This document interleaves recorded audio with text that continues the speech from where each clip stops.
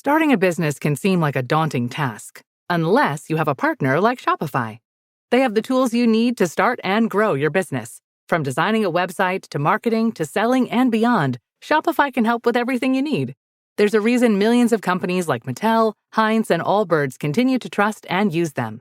With Shopify on your side, turn your big business idea into... Sign up for your $1 per month trial at shopify.com/special offer. Sunday morning. With us today is Lynn Shaw.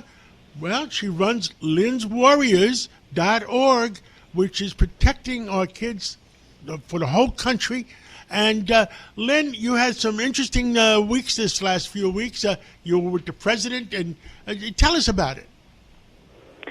John, good morning. We've had major breakthroughs. We have been working at the Warriors on the Kids Online Safety Act for 4+ years now, and it's been held up by Congress because, frankly, big tech is running around Washington and pouring lots of money into lobbyists and getting in the ears of legislators. But you know what? We went straight to the top. We brought survivor parents. Those are parents whose children have been harmed by social media, John. That's cyberbullying. That's, sextortion, eating disorders. That's buying drugs on Snapchat, which kids are doing apparently with 2 clicks. We went straight to the top. So we went to the president. The president graciously listened to the stories, committed himself to helping us get this over the hurdles. I mean, there's so much red tape there's the Senate, then there's, the House, and you got to pass bills, and everybody's fighting. But this, John, is truly a bipartisan act sponsored by Senator Marsha Blackburn and Senator Richard Blumenthal. And you know what? He committed himself to helping us. He said, Lynn, what do you want? What can I do? Well, Mr. President, we need the Speaker of the House to get this to a floor vote.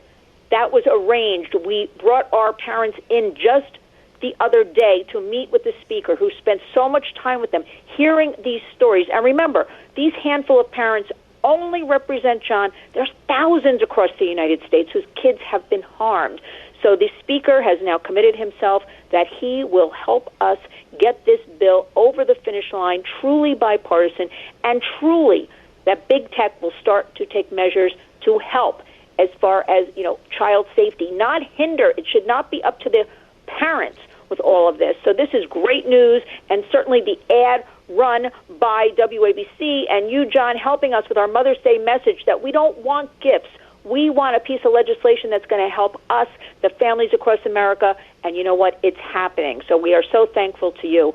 But, John, we got to, it reminds me that we've got to talk about and not ever forget there is a coordinated assault on the nuclear family. I mean, there's something in America called parental primacy and online safety at risk. So I want to remind everybody that we're sounding the alarm. We are witnessing something behind the scenes. Now, it's not random. It is not disconnected. It is not simply kids spending too much time online. What we are seeing is this systemic erosion of parental authority, parental primacy, and the nuclear family that, John, we grew up with, you and me and everybody else. The Warriors are angry, and all Americans, we are sounding the alarm, should be too. Every time a child is radicalized online, groomed online, exploited, or psychologically manipulated online, the first response from big tech, right, Meta, all these different groups, X, you know what the first response is? You know what? Blame the parents. They've got these, finance activist groups out there and political operatives, and it's always the same message. Blame the parents. Never blame the product. Never blame the algorithm. Never blame the billion-dollar corporations engineering this addiction that we know is true because we have whistleblowers that have come forward. We've got internal memos that were leaked. We never are blaming the platforms profiting from this chaos, confusion, and isolation. So what are we left with, John? We got teenagers now violently taking over schools, attacking teachers, organizing this mob behavior, spiraling into mental health collapse, nonstop exposure to toxic online content. And society, again, points fingers at moms and dads while protecting the digital ecosystem that monetizes dysfunction. So, we're here to say the family unit has been treated lately. We got to remind everybody as like something outdated. While these corporations and big tech influencers and now AI systems, they're the new authority all of a sudden. They're shaping our children's morality and identities and sexuality and worldview and behavior, and it's not accidental. because weak families create dependent populations. Isolating kids, it's easier to manipulate their young minds. Confusing them, it's easier to market things to them. And frightened parents are easier to silence. So again, Lynn's Warriors believes parental rights, human rights, parents must remain the primary authority in a child's life, not Silicon Valley, not these social engineers, and not unelected technocrats deciding what your kids should think, believe, or become. So everybody in America better wake up before the damage becomes irreversible, because we are seeing the effects of the last 30 years of the QT kind of social media, right?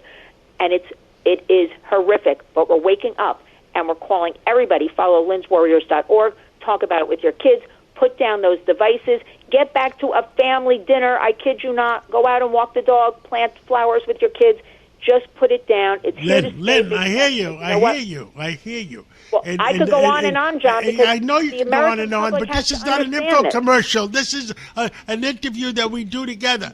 Now, just tell me, the president, he's committed to helping these kids and helping control big tech so they don't do stupid things to our kids. Is that correct? The president is absolutely committed, but and John, there's Washington, there's protocol. It's going through the Senate for a vote. 91-3, our Kids Online Safety Act. Now it's over to the House, collecting the dust. Stalled. Nobody can move it. Nobody knows. We have to get the president involved. We have to get the Speaker of the House involved to move it to a floor vote, and that's what we're doing. And we're very excited. Well, I have my own problems with Steve Scalise, and he's the majority leader, and he's holding up AM radio to get it approved. So let's see what happens there too. We don't have all the time in the world, John, but he's also holding up all of our child safety things as well. But John, who's that? Steve that's Scalise? Louisiana. Steve Scalise, Louisiana. Let's think about this. Let's talk about it. I want to point out, John, you got to we're out of time. And we're out of time, and thank you for calling in, and let's stay on top of it. But let's focus on who the problems are, and we'll fix them. Thank you, John.